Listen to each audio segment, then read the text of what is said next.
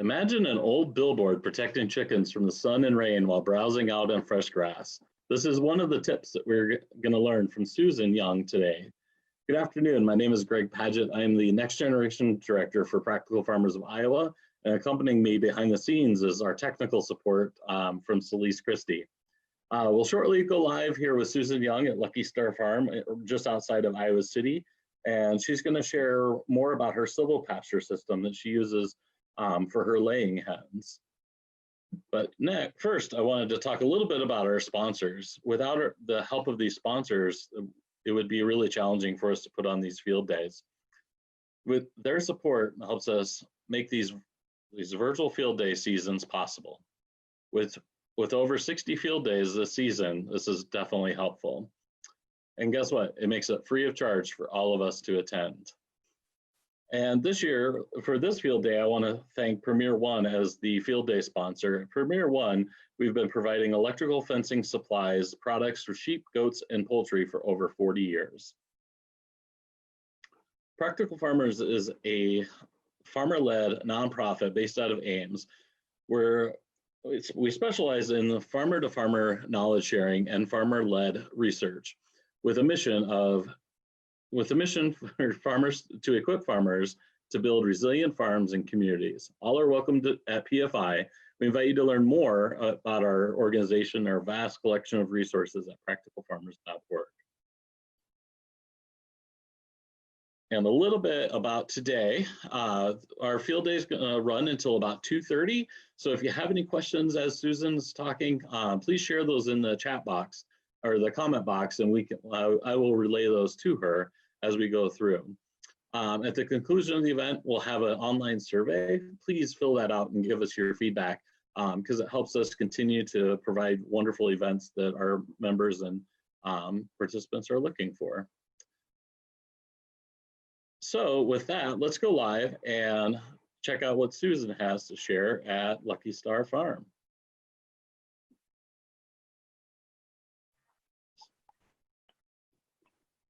Hi there, can you hear me this morning? We can hear you. Okay, great. Hi, I'm Susan Young. I'm here in rainy Johnson County at Lucky Star Farm. This is our 20-acre farm of diverse creatures here that my husband Rich and I take care of. Today we're going to be talking about the laying hens that we pasture here at the farm. We also have a small herd of Nigerian dwarf goats, some llamas. We're raising some heritage turkeys and broad-breasted whites for Thanksgiving, and we're dabbling in ducks. So we have a few ducks near the pond on the other side of the farm. But today we're going to talk about our silvopasture in process and our laying hens. I have been a member of Practical Farmers for a long while now, and I'm very proud to be a member. And when we first moved to the farm about 2011, we came here with a very small flock of hens that my daughter had acquired. And we soon discovered that people really wanted to support local farms, and they really wanted to know where their food was coming from. And so her little golden egg business really took off. So those 12 hens quickly turned into about 120 hens. And we discovered very quickly that keeping those hens in a stationary paddock was not really the best choice for us. And so I started investigating how to raise those hens on the pasture. And so we created a mobile coop that I'll talk to you a bit more about here shortly, and bought some electric poultry netting from Premier One and moved those hens out on this pasture so they could rotationally graze as well as be supplemented with organic grains. And as we brought them out here, we discovered that much like today, the hens really spent a lot of time indoors in the summer. And we learned that they didn't really like to be outside in this sweltering heat, just like us. And so I started really thinking about what we could do to improve their quality of life so they would spend more time outdoors, pecking and scratching and being outside like hens should do. And as I was doing that research, I learned about a concept called silvopasture, which is integrating trees and grazing and livestock in a managed system. And so with that information, I applied to become a savings incentive plan participant. And through that program, I was paired with mentors, Kathy Dice and Tom Wald on at Redfern Farm. And I spent a lot of time working with them, talking with them about the kinds of trees that would make the most sense to plant here at Lucky Star Farm. And we started creating a plan, a long-term plan. And so a few years ago, we started with our first set of 10 chestnut trees, and they're over in the pasture for our goats and llamas, because that pasture as well is pretty wide open, just like this one. And then a couple of years ago, we started planting chestnut trees here in this 2-acre pasture that we run our chickens through. You can see these white tubes. These are all the starts of our Chestnut Forest. We started with about 10, and just recently this summer we added another half dozen, and they're spaced about 20 feet apart, and it's perfect for us because we can run our mobile coops down the middle of the alleyway. You can see the coop out in the alleyway right now. That is a coop that our heritage turkeys are going to be moving into in probably the next week or so. The way we move our chickens is they start at the beginning of spring up at the top of the hill, close to the water source. And then when spring comes and the pasture's green, then we start moving them down the hillside. And so they started on the west side of that alley of chestnuts, and they've made their way through the alley, and now we're heading back the other way. So the silvopasture will continue on as the years go.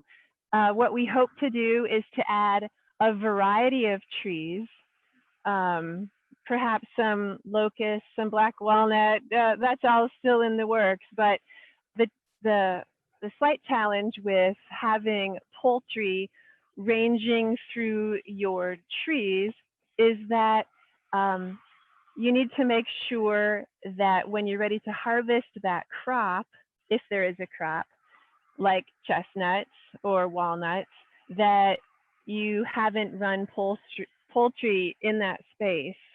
And so we have to spend some time thinking about what trees are dropping what fruit or nut during what time of the year to help time the movement of the chickens down the hillside with the dropping of those fruits and nuts. So we're adding on as the years go on. I'd like to show you a little bit about the coop that we designed. This mobile coop is on a wooden frame, which makes it a wee bit heavy, but we're not skilled in the welding department. But on this frame are 4 cattle panels, and those panels are covered with a recycled billboard tarp. You can see inside that there are 4 different roosting bars. When it's time to move this structure, we lift all of the bars up, like the bar here in the front. There is a nesting box that we salvaged out of an old chicken coop here at the farm when we moved in, with 10 different nesting boxes in it. It's a rollaway box. So that's attached to the back side of the coop. When it's time to move this coop, we have boat jack wheels on this coop. So we crank up all 4 of them. There are 4, 1 on each corner. And we move it along. When Rich is home, we get our daily workout in by pushing this coop together. When Rich is not home, we have a couple of hooks in the front. I can hook a chain to it and tug it with my lawn tractor. So this is how we move our coop along. The number of times that we move the coop really varies based on the weather. Like when it was super hot, the hens were inside often, and so there was a lot of manure on the ground, and so we would move it much more frequently. When the weather's beautiful and they spend a lot of time outside, it doesn't get very soiled, so they can maybe stay in that location a little bit longer. Somebody's laying an egg in there, I think. One of the challenges of this pastured coop is, you can maybe see down here, the hens like to make a lot of dust baths. They make a lot of ruts in the pasture, and that can be a little bit challenging as we're moving the coop along, avoiding the ruts that they make in the pasture. That's one of the little challenges that we have. We are able to water these hens with this automatic water bowl. We have a fair amount of hose here at Lucky Star Farm. We have a hydrant up the hill about 100 feet away. And so we start with a stretch of about 100 feet of hose. And as we travel down the hill, we keep adding stretches of hose. We have quick connects on all of them. And so this is how we are best able to water our hens. Sometimes during the day, the water gets a little bit hot. And so I dump the pan. We have to flush the warm water that's built up in the hose during the day. But they have a nice supply of fresh water at all times, which is really great. You can also see that we have poultry netting that runs along our paddock, and there is a solar charger over by the gate there. We have 2 sections of 100-foot fencing on that solar charger right now, and that seems to give us a pretty good amount of square footage for these girls. There are about 115 layers or so right now.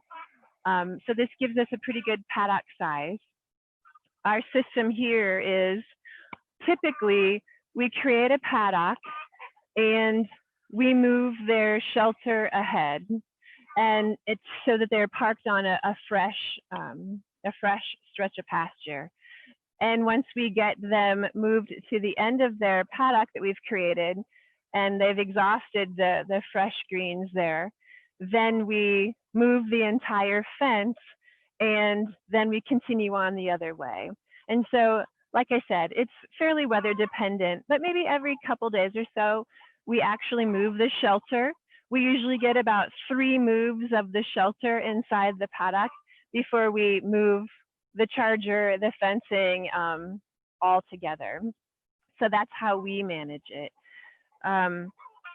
Feeding wise, I guess I go kind of old school. We buy 50-pound bags of organic layer feed from a local mill in Washington, Iowa. I buy about 20 bags a month and bring it home, and I keep it stored in a dry shelter. So I just carry out bags one at a time, and I know a lot of more sophisticated farmers have much more efficient ways of doing it. But for me and the size of our flock, that really is what works best for me. We have a variety of feeders. One feeder that we recently acquired that I am enjoying right now is our chicknick table. I like this structure because it's on wheels. So when the structure moves around, this table can also move with it. And inside the table, sorry girls, inside the table, I can keep a holder for grit and their holder for oyster shell to help with their digestion and the strength and quality of their eggshells. Again, you know, there are a lot of other farmers that have large holders, large feeders that they utilize. And again, this is just something that works for me. And maybe in time, we'll upgrade to something different. But for now, this is what we have.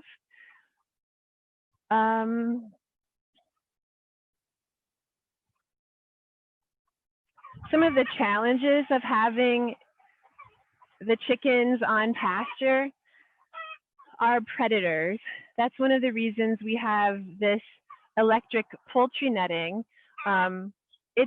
It's running right now at about 4,000 volts right now. And there are a variety of factors that can impact that. Sometimes when we move the fencing, like you can see right here, maybe we were a little bit lazy in mowing away the grass. So there's a bit of interference with the grass here. Typically what we do is we try to mow a nice perimeter for the fencing so that there isn't interference out here in the pasture. When it's dry, it doesn't necessarily charge as high either. But knock on wood, we haven't had any ground predators in the recent past. another time that we have predators that the fencing can't solve is aerial predators. You know, we've had situations where overnight we've had hawks or owls swoop right in and make off with a chicken or two. And if that does become a problem, I can close the girls in at night with our fancy door. But typically I leave it open. I usually keep it open unless I need to do otherwise. Another challenge with having these hens out on pasture is the amount of hose that we have to run. Sometimes that can be a little bit challenging. One main problem that we have is we have a neighbor farmer who comes over, and about 3 times a year he'll cut and bale our pasture for us. And every now and again he'll forget that we have lengths of hose strewn across the pasture. And usually about once a year, once a summer, we have to repair a broken hose. But aside from that, the water system works out all right. Also, as you can see, this pasture extends a ways down towards the creek. And so as the season continues, the distance the chickens are from the main farm becomes farther and farther. And so once we get deeper into the fall, sometimes I have to break out the four-wheeler to get supplies hauled down to the chickens. And once we do hit late fall, once the water lines start to freeze, then we move this whole chicken tractor up the hill, back up towards the main part of the farm so that they are closer to a water source. I really, I'm not a fan of carrying 5-gallon buckets of water in the wintertime. And so we move them to be closer to the rest of the farm to make that work a lot easier. You can also see on this side, speaking of winter, we have, this tarp has sides that we can roll up and down to increase or decrease the airflow. So in the wintertime, we lower the sides of the tarp, and sometimes we even put straw bales around the outside to help keep snow from blowing underneath. We also frequently will put plastic on the front just to keep the cold winds from blowing through. But other than that, we don't provide any heat source or anything like that. I don't provide any supplemental lighting. We just sort of let nature take its course, and they routinely lay a lot fewer eggs as winter comes. But my customers, they hang on till they come back in the springtime. the other, I guess the other big challenge of having these birds on pasture is just moving this structure. It's a bit heavy, and so I need to coordinate moving it with my husband being home, or I need to hook it up to the tractor and move it forward. So sometimes the size of this can be a little bit daunting. As I said, right now I've got about 115 or so birds in this coop, and they are a variety of breeds, as you can probably see.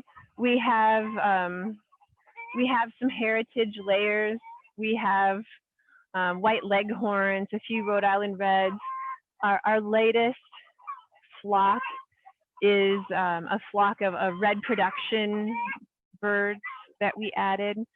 What I typically try to do is to rotate the breed of bird that I have added from one year to the next, so that after a couple of years, I can easily identify the birds that have been here for a couple of years, and then I move them along.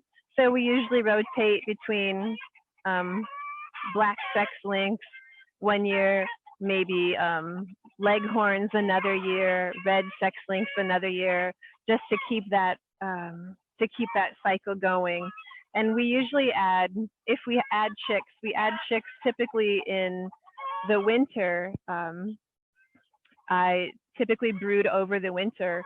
So when springtime comes, they are ready to lay, and when the length of day increases, their time to lay comes in as well, and those two things sort of dovetail together. I have a shelter over here that I mentioned a bit ago. Well, right now there's a cat in it, but it's not actually a cat shelter. It's actually a turkey shelter. And you can see that that shelter is very similar to the shelter for the layers that I just talked to you about. That particular shelter will be for the heritage turkeys that will be coming out soon. This shelter is a bit smaller. It's half the size. It's only 2 cattle panels versus 4. And so it's a lot easier for me to manage myself. Again, it has a recycled tarp on the side. It has a roost inside so that those turkeys can roost. It has handles on all the corners so that I can lift it up and pop the tires underneath, whereas the coop for the chickens, that has a boat jack, so those are cranked up. But since this turkey coop is much smaller, I can lift the corners and pop those tires up myself and move that along the pasture. It will also have poultry netting around it with a solar charger, and it will move just very similarly to the way the chickens do. So I'll have a flock of heritage turkeys out here, and then soon thereafter, I'll have a flock of broad-breasted whites in another portable shelter that will be traveling the hillside as well. So we'll have a lot of birds out here this summer and fall. Are there any questions, Greg, I should address before I carry on? Well, one question. It looks like Paul had asked about if you kept the layers in the pasture over winter, and I think you addressed that, but Paul, if she didn't, let me know. But another question is, how did you determine the size of your coop and how many birds would fit in there? Great. I determined the size of the coop based on animal welfare approved standards. And so for pastured coops, it's basically recommended that you have about 1 square foot per bird, since theoretically they spend most of their time outdoors. You can see right now that a lot of these birds are on their roosting bars and they're not really using the floor space, but this coop is designed to hold up to 160 birds based on the square footage. I think that is probably more than I would want to put in this structure. So I've sized it down a bit, but it could definitely hold more. And so that's basically how we determined the size. We just kept adding cattle panels until we felt like we had a good square footage there. I wouldn't want to go any bigger than this. I think it would be, for me, it would be very difficult to move. No, that definitely makes sense. For these birds, they usually lay right now about 6 dozen eggs a day. Well, here's one on the ground. They usually lay about 6 dozen eggs a day right now. And I have a lot of customers that I deliver eggs to. Once upon a time, I went to the farmer's market, and when the market reached the end of the season, I had customers say, Susan, how will I find you? How do we continue to get these pasture raised eggs? And so I gathered a lot of emails, and over the winter, I started delivering to people, and I learned quickly that people really love to have fresh food just show up on their doorstep. And so since then, probably the last 5 or 6 years, I have had a delivery service, which during the times of COVID has really been, I guess, sort of a blessing, because we already had a really well-oiled machine in place. So each week I send out an email to my egg customers. I have about 40 families that I correspond with. So on Mondays, I give them an email asking who might like eggs for the week. And then I do all my deliveries on Thursday morning. I make a route. People pay mostly in advance, and I take about 2 hours to deliver eggs around the county, which works out really well. And that's really also how I got into raising turkeys. That really wasn't on the business plan when we started here at the farm, but a lot of egg customers were also very keen to learn where they could get a local, fresh, pasture-raised turkey. And so those same folks were the people that inspired me to give that a try. And so all those customers are very loyal and buy all my turkeys every year. One year I started with heritage turkeys, and then the next year I did broad-breasted whites because they were much easier to contain. And I learned that I had customers that had very strong preferences for one or the other. And so now I maintain 2 different flocks just to keep everybody happy and well fed at Thanksgiving time. Fantastic. Well, I don't see any more comments coming or questions coming in on the Facebook chat. Okay. But it looks like we're nearing the end of our time here. So I definitely wanted to thank Susan and Rich for running the camera there. You guys have such a great little setup there, and are running such an amazing business. It's great to hear the things that are working and the things you've tried that haven't worked on your little farm. So I hope everyone will join us for part 3 of the series next week, where Adam Levina is going to show us about his goat and fencing paddock moves. And also, if you have a few minutes, please fill out the evaluation.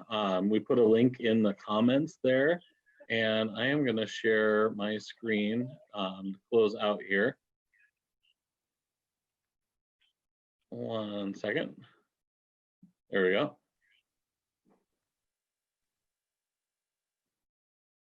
There we are. So yeah, if you have any more questions, go to practicalfarmers.org. But Susan, do you have any parting thoughts for us, or?